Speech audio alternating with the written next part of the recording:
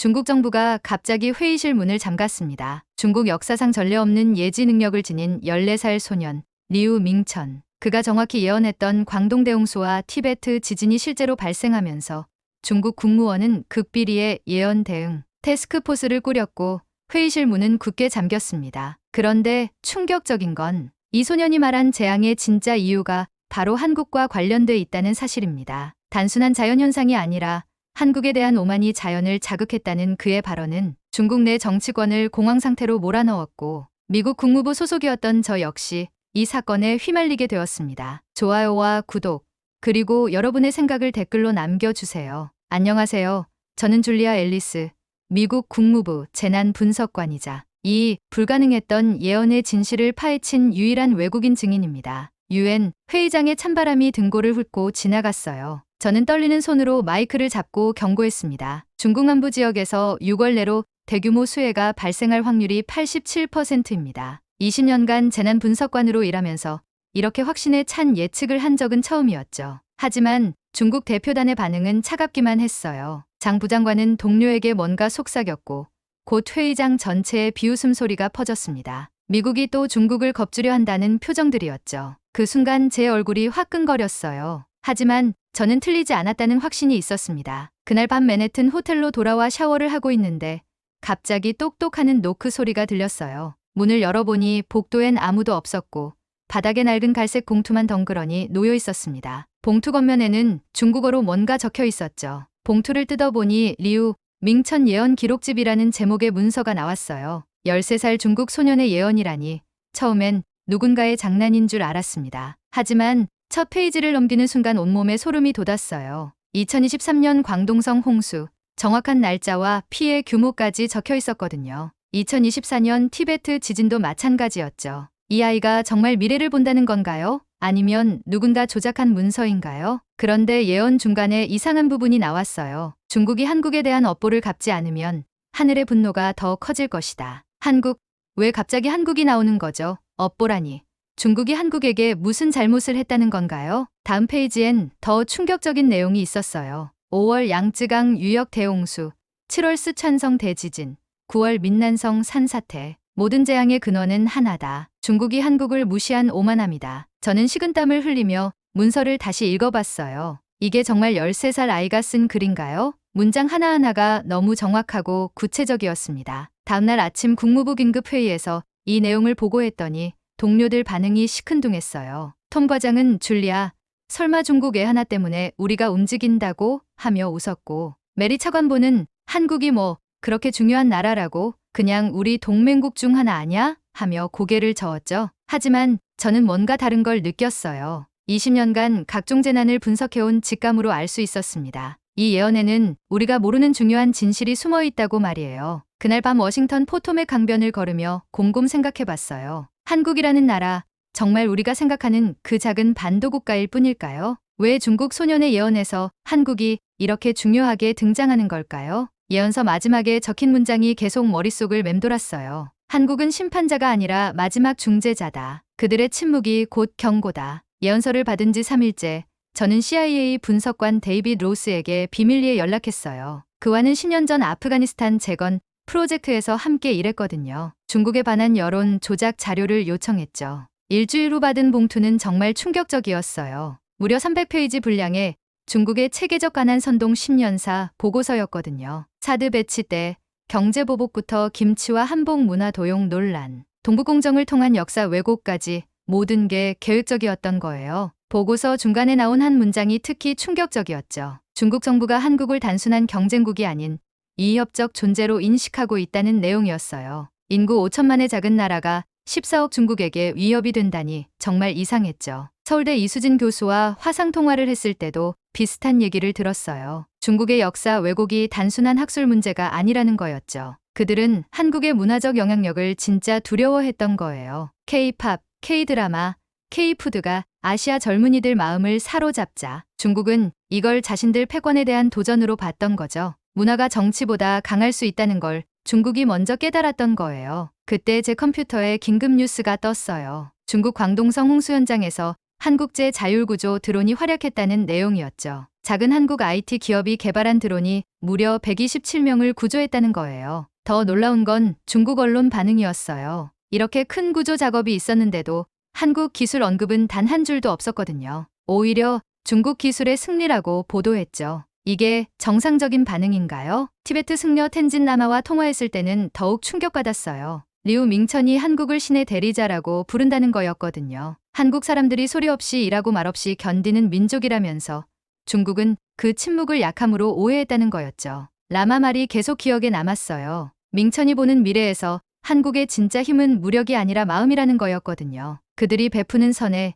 조용한 도움, 말없는 배려가 결국 세상을 바꿀 거라고 했어요. 지난 20년간 미국 외교관으로 만난 한국 사람들을 떠올려 봤어요. 정말 조용했죠. 자신들 성과를 자랑하지도 않았고 도움받으면 과하게 고마워했어요. 그런데 이제 보니 그 조용함이 약함이 아니라 푸른 거예요. 한국은 소리 없이 일하고 말없이 견디는 나라였습니다. 그런 태도가 결국 전 세계 사람들 마음을 움직였던 거죠. CNN 기사 제목이 그걸 정확히 표현했어요. 한국 기술이 구한 중국인 127명. 그러나 중국은 침묵했다라고 말이에요. 바로 그때 데이빗에게서 긴급 메시지가 왔어요. 리우 밍천이 또 다른 예언을 했다는 거였죠. 이번엔 한국이 핵심이라는 내용이었어요. 제 심장이 빨리 뛰기 시작했습니다. 중국 홍수 현장에서 한국 드론이 구조한 아이들 사진을 보면서 저는 처음으로 확신했어요. 한국이라는 나라는 우리가 생각했던 것보다 훨씬 특별한 존재라는 걸 말이에요. 그들의 조용한 선의가 곧 세상을 바꿀 힘이었던 거죠. 데이빗의 긴급 메시지를 받고 바로 다음 날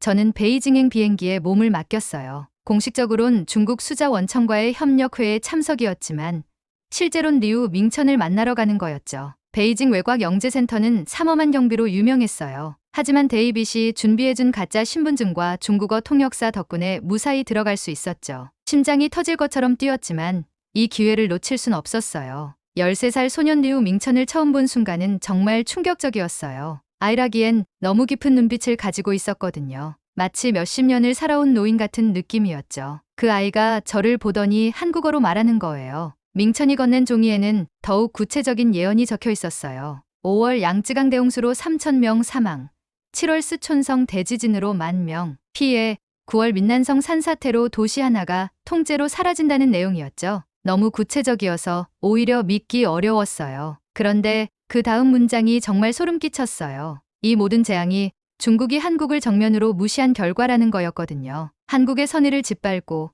그들의 도움을 외면하고 심지어 그들 문화까지 훔치려 했던 것들의 대가라는 거였어요. 밍천이 제 손을 잡더니 속삭였어요. 사과는 전술이 아니라 생존을 위한 언어라고 말이에요. 중국이 한국에게 진심으로 사과하지 않으면 하늘이 더 큰 분노를 보낼 거라는 거였죠. 아이의 눈에서 눈물이 흘러내렸어요. 그러면서 말했죠. 한국은 심판자가 아니라 마지막 중재자라고. 그들이 포기하면 정말 끝이라고 말이에요. 13살 아이 입에서 나오는 말이라고 믿기 어려웠어요. 밍천이 마지막으로 보여준 건 한국 관련 환상이었어요. 서울 거리를 걷는 사람들, 조용히 일하는 사람들, 말없이 도움을 주는 사람들의 모습이었죠. 그런데 그 모든 장면이 너무 평화로웠어요. 아이가 말했어요. 한국 사람들은 화를 내지 않는다고, 대신 더 열심히 일한다고 말이에요. 욕을 먹어도 더 좋은 결과로 보답한다고. 그래서 하늘이 그들을 선택했다는 거였어요. 15분 남짓한 만남이었지만 저는 완전히 달라져 있었어요. 이 아이가 보는 미래가 정말 현실이 된다면 중국은 물론 전 세계가 큰 변화를 겪게 될 거였거든요. 영재센터를 나오면서 저는 깊이 생각했어요. 과연 한국이라는 나라가 정말 이렇게 특별한 존재일까요? 그들의 조용한 선의가 정말 세상을 구할 수 있을까요? 베이징 공항으로 가는 택시 안에서 제 휴대폰에 뉴스 알림이 떴어요. 한국 정부가 중국 홍수 피해 지역에 긴급 구호품을 보냈다는 내용이었죠. 그것도 아무 조건 없이 조용히 말이에요. 택시기사가 중국어로 뭔가 중얼거렸어요. 통역사가 번역해주길. 한국 사람들은 정말 이상하다는 거였어요. 자기들을 미워할 법도 한데 오히려 도와준다는 거였죠. 그 순간 저는 밍천의 예언이 허황된 게 아니라는 걸 확신했어요. 한국이라는 나라는 정말 다른 나라들과 달랐거든요. 그들만의 독특한 방식으로 세상을 바꿔가고 있었던 거였어요. 비행기에서 내려다본 중국 대륙이 이상하게 쓸쓸해 보였어요. 14억 인구의 거대한 나라가 5천만 인구의 작은 나라 앞에서 이렇게 초라해 보일 수 있다니 정말 신기했죠. 그날 밤 호텔에서 밍천이 준 예언서를 다시 읽으면서 저는 무서운 예감이 들었어요. 이 모든 게 정말 현실이 될 것 같다는 생각이 들었거든요. 베이징에서 돌아온 지 일주일 후 제 인생에서 가장 무서운 일이 벌어졌어요. 중국 정보부에서 저를 감시하기 시작한 거였거든요. 호텔 앞에서 검은 세단이 계속 따라다녔고 전화도 도청당하고 있다는 게 확실했어요. 데이빗이 긴급히 연락해 왔어요. 중국 당국이 저를 국가기밀 유출 혐의로 수배령을 내렸다는 거였죠. 리우 밍천과의 만남이 발각된 거예요. 24시간 안에 중국을 떠나지 않으면 체포될 거라고 했어요. 그런데 미국 대사관에서는 도움을 줄 수 없다는 차가운 통보만 왔어요. 중미 관계를 고려해 개입하지 않겠다는 거였죠. 그 순간 정말 절망적이었어요. 조국에서도 버림받은 기분이었거든요. 바로 그때 한국 대사관에서 연락이 왔어요. 인도주의적 차원에서 임시 보호를 해주겠다는 거였어요. 표현의 자유는 어떤 상황에서도 보호받아야 한다면서 말이에요. 정말 감동적이었죠.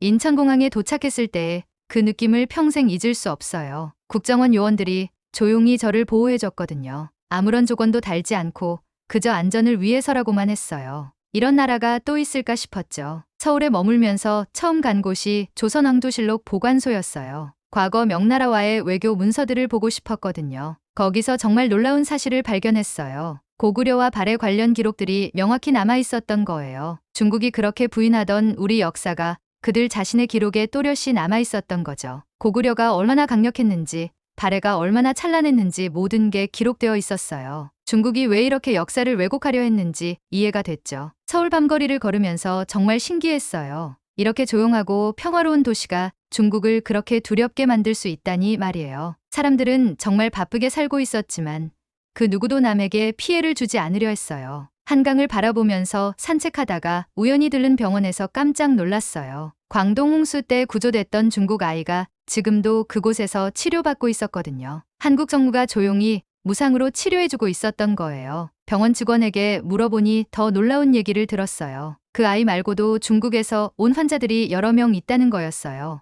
모두 한국 정부와 민간단체가 도와주고 있었죠. 그런데 중국 언론엔 이런 내용이 전혀 보도되지 않았어요. 아이의 병실을 들여다보니 정말 마음이 아팠어요. 8살밖에 안 된 아이가 낯선 나라에서 혼자 치료받고 있었거든요. 그런데 한국 간호사들이 정말 친절하게 돌봐주고 있었어요. 마치 자기 가족처럼 말이에요. 그날 밤 명동거리를 걸으면서 저는 확신했어요. 이 도시는 고요하지만 정의로웠어요. 한복 입은 시민들과 조용한 서울거리가 만들어내는 분위기는 정말 특별했거든요. 이런 게 진짜 풍구나 싶었죠. 호텔로 돌아가는 길에 작은 교회 앞을 지나게 됐어요. 거기서 중국어로 기도하는 소리가 들렸거든요. 들여다보니 중국에서 온 유학생들이 한국의 평화를 위해 기도하고 있었어요. 정말 아이러니했죠. 그들 중 한 명이 저에게 말했어요. 한국이 받은 상처는 조용하지만 깊다고. 그런데도 원망하지 않고 더 잘해주려 한다고 말이에요. 그래서 자기들이 부끄럽다는 거였어요. 바로 그때 제 휴대폰에 긴급 뉴스가 떴어요. 중국 정부가 저를 국제적으로 수배하기 시작했다는 내용이었어요. 그런데 한국 정부는 여전히 저를 보호해주겠다고 했어요. 정말 고마웠죠. 지하철을 타고 이동하면서 한국 사람들을 관찰해봤어요. 정말 신기했거든요.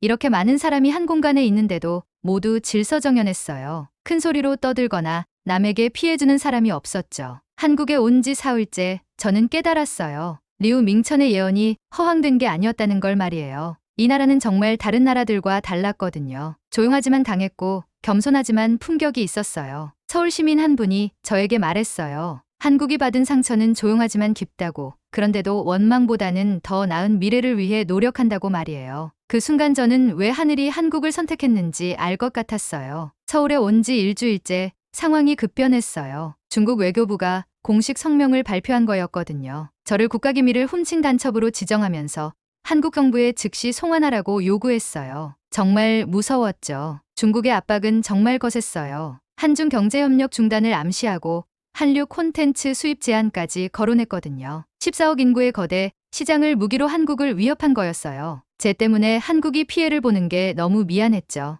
미국에서도 압박이 들어왔어요. 국무부에서 제게 본국으로 즉시 돌아오라는 명령을 내렸거든요. 중미 관계 악화를 우려한다면서 말이에요. 결국 저는 모든 나라에서 버림받은 셈이었어요. 그런데 한국의 반응은 정말 놀라웠어요. 외교부 대변인이 기자회견에서 말했거든요. 우리는 국제사회의 진실을 위해 움직인다고. 표현의 자유와 학문의 자유는 어떤 압박에도 굴복하지 않을 거라고 말이에요. 더 놀라운 건 시민들 반응이었어요. 서울 광화문 광장에 사람들이 모이기 시작했거든요. 우리는 진실의 편입니다라고 적힌 피켓을 들고 조용히 시위하는 거였어요. 정말 감동적이었죠. 한국 시민들이 제 보호를 위해 나선 거예요. 나이 지긋한 할머니 한 분이 저에게 말했어요. 한국이 받은 상처는 조용하지만 깊다고. 그래서 진실을 말하는 사람을 지켜야 한다고 말이에요. 대학생들도 동참했어요. 연세대와 고려대 학생들이 자발적으로 성명서를 발표했거든요. 역사의 진실은 정치적 이해관계보다 소중하다면서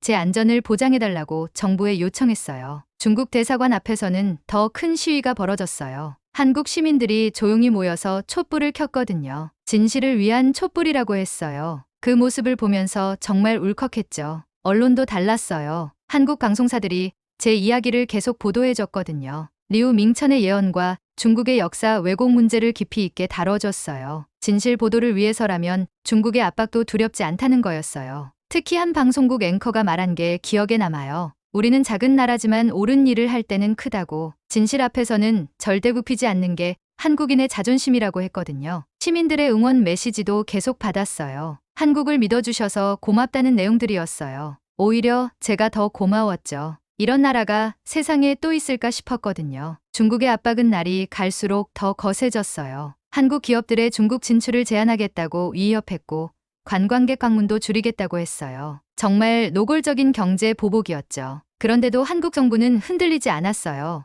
대통령이 직접 나서서 말했거든요. 우리는 원칙을 지키는 나라라고. 외압에 굴복하면 더 이상 대한민국이 아니라고 말이에요. 국정원에서도 계속 저를 보호해줬어요. 스문의 시간 경호를 받으면서도 자유롭게 움직일 수 있었거든요. 정말 고마웠죠. 이런 배려를 해주는 나라가 또 있을까 싶었어요. 서울 시민들과 대화하면서 많은 걸 배웠어요. 그들은 말했어요. 한국은 항상 혼자 싸워왔다고.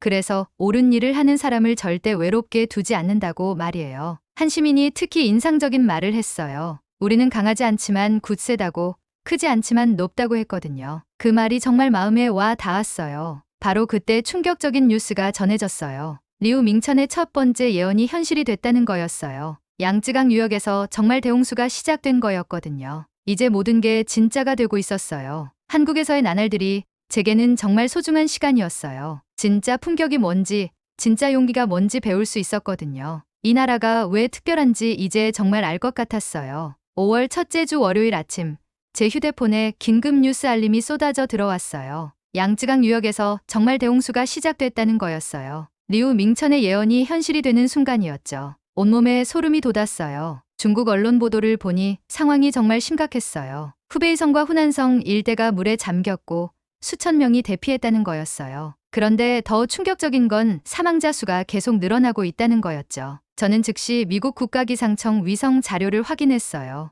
20년간 재난 분석관으로 일한 경험으로 보니 이건 시작에 불과했어요. 더 큰 재앙이 기다리고 있었거든요. 급하게 중국 수자원청에 실시간 데이터를 보냈어요. 홍수 예상 경로와 대피 권고, 지역을 상세히 분석해서 말이에요. 그런데 답장조차 오지 않았어요. 완전히 무시당한 거였죠. 중국 당국의 태도가 정말 이해할 수 없었어요. 자국민의 생명이 위험한 상황인데도 미국 정보를 받아들이지 않겠다는 거였어요. 자존심 때문에 사람들이 죽어가고 있었거든요. 그런데 한국의 반응은 완전히 달랐어요. 국토정보공사에서 자체 위성으로 피해 예측 지도를 만들어서 국제 NGO 전파했거든요. 조용히, 그러나 신속하게 움직였어요. 더 놀라운 건 민간 단체들이었어요. K고단이라는 시민단체가 자발적으로 구조 활동을 시작한 거였어요. 국경은 막혔지만 한국의 손길은 이미 중국에 닿아 있었던 거죠. K고단 대표가 기자회견에서 한 말이 정말 인상적이었어요. 재난 앞에서는 국경도 정치도 없다고.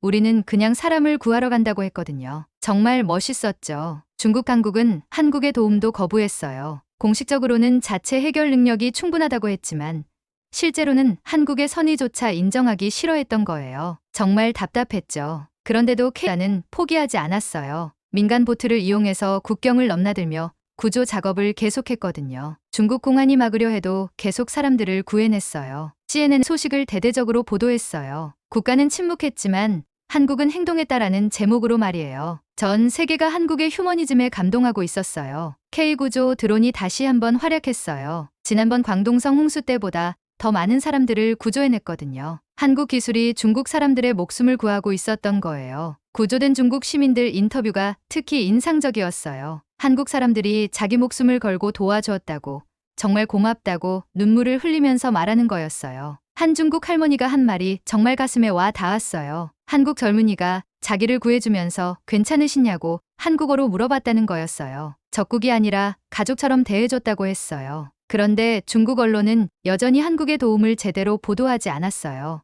오히려 자국의 구조 노력만 부각시켰죠. 정말 안타까웠어요. 사망자 수가 3,000명을 넘어서자 국제사회가 움직이기 시작했어요. 유엔에서 긴급 지원을 제안했지만 중국은 여전히 외부 도움을 거부했어요. 자존심이 사람 목숨보다 중요한 건가요? 한국 정부도 공식 지원을 제안했지만 역시 거절당했어요. 그런데도 민간 차원의 도움은 계속 이어졌어요. 한국 기업들이 구호물품을 보내고 시민들이 성금을 모았거든요. 리우 밍천의 두 번째 예언도 신경 쓰였어요. 7월에 쓰촨성 대지진이 온다는 거였거든요. 이번 홍수가 정말 현실이 됐으니 지진도 현실이 될 가능성이 높았어요. 서울에서 뉴스를 보면서 정말 복잡한 심정이었어요. 한국 사람들이 목숨 걸고 중국 사람들을 구하고 있는데 중국 정부는 그걸 인정하지도 않고 있었거든요. 한국 시민 한 분이 저에게 말했어요. 우리는 보답을 바라고 도움을 주는 게 아니라고, 그냥 사람이기 때문에 돕는다고 했어요. 정말 순수한 마음이었죠. 그날 밤 한강을 바라보면서 생각했어요.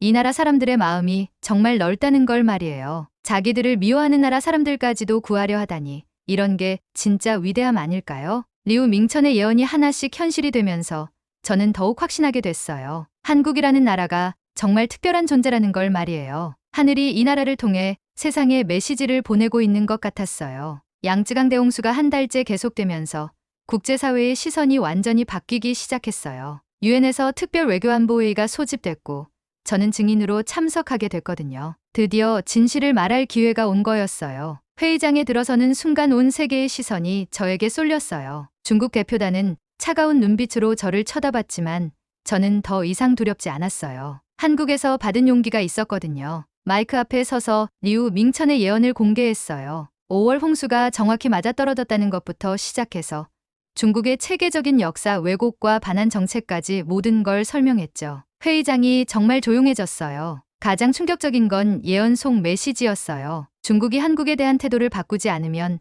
더 큰 재앙이 온다는 내용 말이에요. 전 세계 외교관들이 숨을 죽이고 들었어요. 저는 마지막에 이렇게 말했어요. 한국은 끝까지 말하지 않았다고, 대신 보여주었다고 했거든요. 그들의 조용한 선의와 말없는 배려가 얼마나 소중한지 전 세계가 이제 알아야 한다고 했어요. 회의가 끝나자마자 중국 내 SNS에서 놀라운 일이 벌어졌어요. 웨이보와 위챗에서 한국에 사과하다라는 해시태그가 퍼지기 시작한 거였어요. 젊은 세대들이 주도하는 움직임이었죠. 중국 대학생들이 올린 글들이 정말 감동적이었어요. 한국 드라마와 케이팝을 보면서 자랐는데 정작 한국에 대해 제대로 된 고마움을 표현한 적이 없다는 내용들이었거든요. 특히 한 베이징대 학생이 올린 글이 화제가 됐어요. 지진이나 홍수 때마다 한국이 제일 먼저 도와줬는데 우리는 그걸 당연하게 여겼다는 거였어요. 정말 부끄럽다고 고백했죠. 더 놀라운 건 리우 밍천이 다시 공개적으로 나타난 거였어요. 중국 당국의 감시에도 불구하고 기자들 앞에서 말했거든요. 한국은 진심을 원한다고,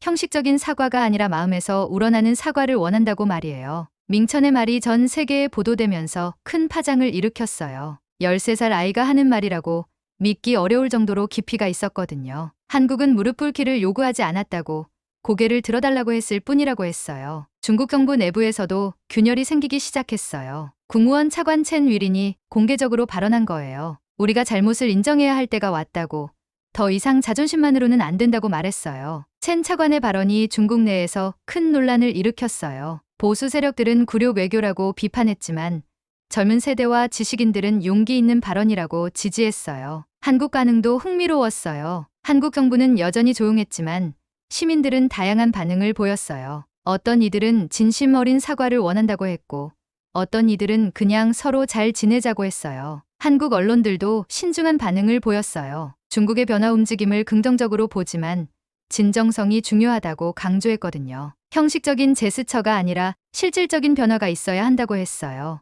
이런 상황에서 7월이 다가오고 있었어요. 리우 밍천의 두 번째 예언인 쓰촨성 대지진 시기였거든요. 전 세계가 긴장하고 있었어요. 중국 지질청에서도 쓰촨성 일대 지진 가능성을 경고하기 시작했어요. 리우 밍천의 예언을 더 이상 무시할 수 없게 된 거였죠. 한국에서는 조용히 준비하고 있었어요. 긴급구조대와 의료진을 대기시켰고 또 미리 준비해뒀어요. 중국이 도움을 요청하면 즉시 출동할 수 있도록 말이에요. K구조단도 활동을 재개했어요. 이번에는 더 체계적으로 움직였거든요. 한국 정부의 묵인하에 중국 접경 지역에 구조 기지까지 설치했어요. 그런데 가장 놀라운 건 중국 시민들의 변화였어요. 한국에 사과하자는 운동이 계속 퍼져나가면서 한국 문화에 대한 관심도 더욱 높아졌어요. 중국 젊은이들이 한국어를 배우기 시작했고 한국 역사책도 인기를 끌었어요. 진짜 한국을 알고 싶어 하는 거였어요. 더 이상 편견이나 선입견이 아니라 진실을 알고 싶어 했죠. 바로 그때 충격적인 소식이 들려왔어요. 쓰촨성에서 정말 지진전조 현상이 나타나기 시작했다는 거였어요.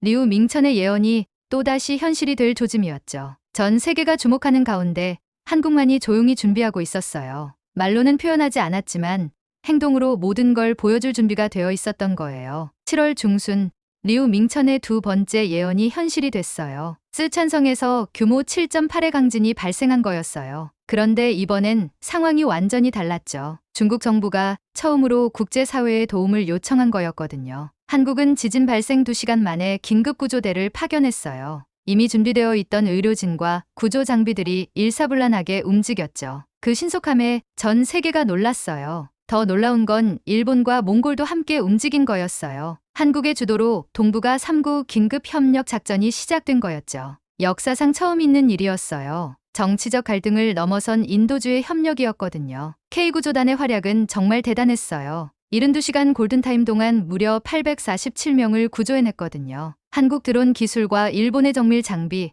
몽골의 기동력이 완벽하게 조화를 이뤘어요. 중국 언론도 이번엔 달랐어요. 한국과 일본, 몽골의 구조 활동을 대대적으로 보도했거든요. 특히 한국 구조대원들이 자기 목숨을 걸고 중국 시민들을 구하는 모습이 생생히 전해졌어요. 한 중국 방송국 앵커가 눈물을 흘리며 말했어요. 우리가 그동안 얼마나 잘못 생각했는지 깨달았다고.